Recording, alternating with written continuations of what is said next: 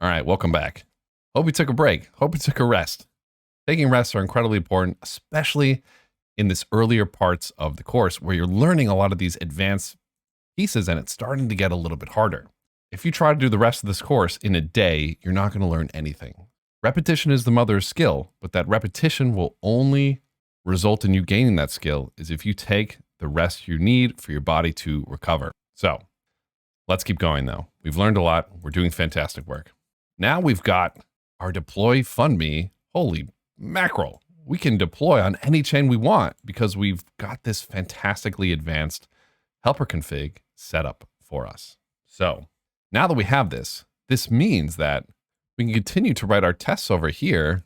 We don't even have to care or think about which network that we're actually on because our deployment setup is going to work no matter what. All right, great. So let's focus now. Let's switch gears now that we have our testing and our deployment harness set up. Let's do this again. Forge coverage. And now I don't even have to put in an RPC URL anymore because this is going to work for Anvil. Oh, feels good, doesn't it? If I do forge coverage, oof, but this doesn't feel so good. If I do forge coverage, you see, we are not testing very much of our code. Now, coverage isn't an end-all be-all, right? If you don't have 100% coverage, it's not the end of the world. However, if you have 0% or 7%, that's not a great look. So we want to do our best to at least get this up and write some tests for as much of the code as we can. If we don't have a test for it, it could be wrong. The functionality could not work as expected. So let's write some tests so we make sure our code is actually doing what we want it to do. If we look at our fund function, what's the first thing that we want it to do? Well, if we don't send it enough ETH, it should revert, right? Okay, great. So let's write a test for that. So we'll say function test fund fails without enough ETH. And the way that we can test something fails in Foundry is we can use another one of these cheat codes. So if we scroll back over to Foundry, over to the Foundry docs, on the left-hand side here, we can scroll down to cheat codes in the test section. And it tells us all about some of the different cheat codes we can work with. So if you want to learn more about cheat codes, you can select that, or we can scroll to the bottom, go to the appendix, and go to the cheat codes reference. Hit the little drop down. We have environment, assertions, and a whole bunch of other stuff. Let's look under assertions, and we can see there's one called expect revert. It tells us all about this revert bit. Expect revert is a cheat code in Foundry. It allows us to say, hey, if we do vm.expect revert, we're saying, hey, the next line should revert. And so it's kind of equivalent to saying assert this tx fails /revert. So if I put vm.expect revert, the next line we're telling Foundry to revert. So if I were to run something like uint256 cat equals 1, this test will fail because this line doesn't fail, which is a little confusing, right? So if we pull up our terminal here, I run forge test -m, I paste this in. Remember, -m is how we run a single test.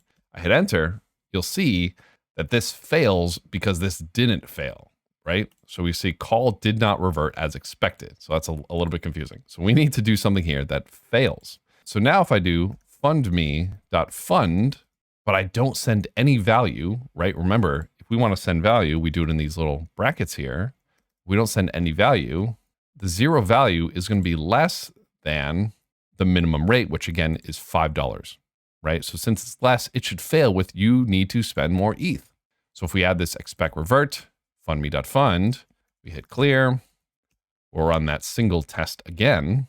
Now it'll pass because this line is indeed failing. And that's what we want. So great, we're testing the fundme fails without enough ETH being sent. Great job. Perfect. So what else should we test?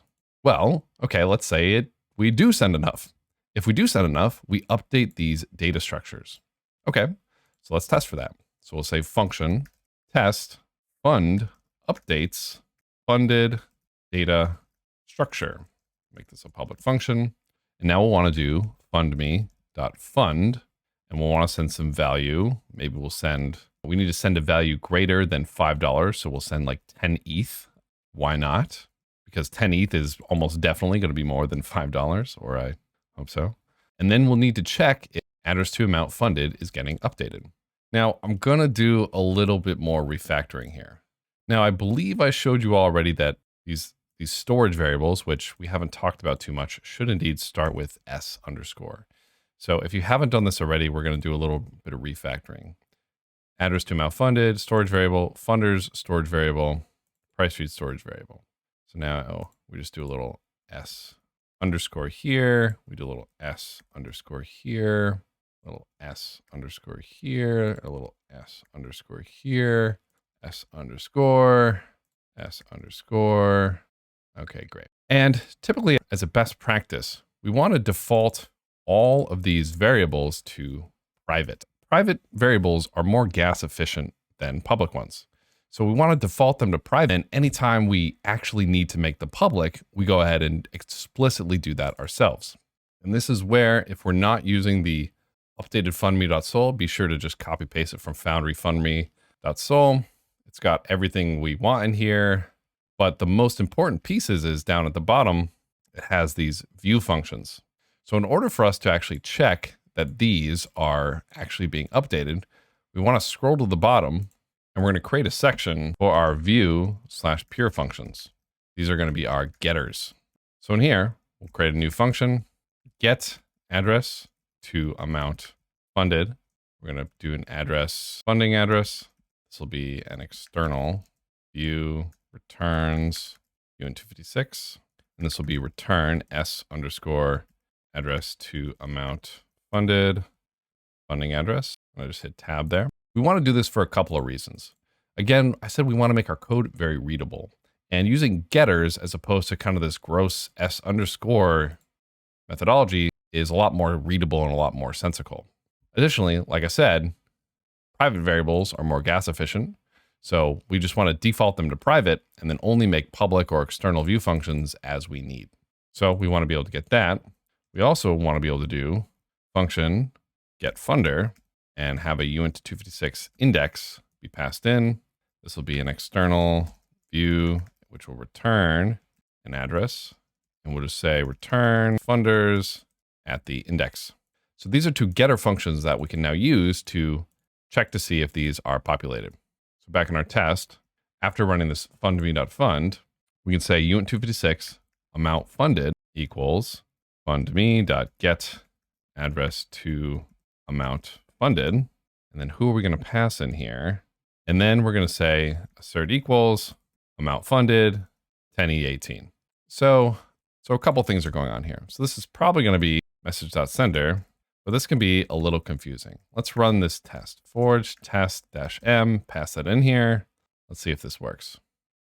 Okay, it failed. So it looks like message.sender isn't the one who called fund. Well, it was probably then the address fundme test. Is that who it was? Let's just say address this. Is that correct? Let's try this now. Okay, it looks like it was address this, but as you can see, knowing who's doing what can be a little bit confusing, especially in our tests. So in our tests, we want to be very explicit with who's sending what transactions. And that's where we can use another Foundry cheat code called ranking. So if you go to the cheat codes reference, you go to environment, we can scroll down and we can see there's a prank cheat code in here. This prank code sets the message.sender to the specified address for the next call. So we can use prank to always know exactly who's sending what call. And remember, this only works in our tests and this only works with Foundry. So above this fundme.fund, we can create a fake new address to send all of our transactions. So up at the top, let's create a fake user who's going to send all of our transactions. There's another Forge cheat code called make ADDR, where we can pass in a name and it'll give us back a new address. This comes from Forge STD as opposed to the VM, so we can just use make ADDR like this. So what we can do at the top is we can say address user equals make ADDR. We can just give it a name of user, and this will be who we use for all of our, anytime we want to work with somebody. We can't make this constant because this isn't compile time constant, but it's tests anyways, so we don't really care. But in any case, so if we scroll down, we can say vm.prank user, which is saying the next TX will be sent by user. So this fundme.fund will now be sent by user. So now in amount funded, we can say amount funded equals fundme.getAdders to amount funded. Delete that, paste that in here. And one other thing we can do to make this cleaner is, as you know, I hate magic numbers. So we're going to make this a constant variable as well. So if we scroll to the top, we're going to make a new value. We're going to say U256 constant send value equals, and we're going to say 0.1 ether. Decimals don't work in Solidity, but if you do 0.1 ether, that makes it, 1, 2, 3, 4, 5, 6, 7, 8, 9, 10, 1, 2, 3, 4, 5, 6, 7. And now we can do, back down in our test, instead of some value here, we can just use send value each time instead. So let's check to see if this works. We'll hit up a couple times, forge test. Oh, and it looks like we have an issue, and this is good. Let's learn how to triage this issue. So let's hit clear. We'll hit up a couple times, and then we'll dash VVV to see what's wrong with this, to see where this is actually reverting. So we pranked the user, but we're getting this error out of fund. So we created a new blank user who doesn't have any money. So they can't send the send value since they don't have any money. So what we can do is we can use another cheat code to actually send him some fake money. So if we go to cheat code references, there's a cheat code called deal, which allows us to set the balance of an address to a new balance. Oh yeah. So what we can do is we can scroll back up to the top, and this is a cheat code, not a forged standard cheat. And in our setup, we can just say vm.deal user, and we can give them some starting balance. So maybe we'll say uint256 constant starting balance equals 10 ether. So we'll give our fake user 10 ether to start out with using a cheat code. And now if we scroll down, we hit clear. Now we run our test. Ta-da, we are now successful, as we are now giving them some fake money so that they can run our tests. And we have a couple more tests going on here. So now if we pull up our terminal again, we run forge coverage, you'll see we've gotten a little bit better with our coverage. We've gotten a tiny bit better here, but let's keep going.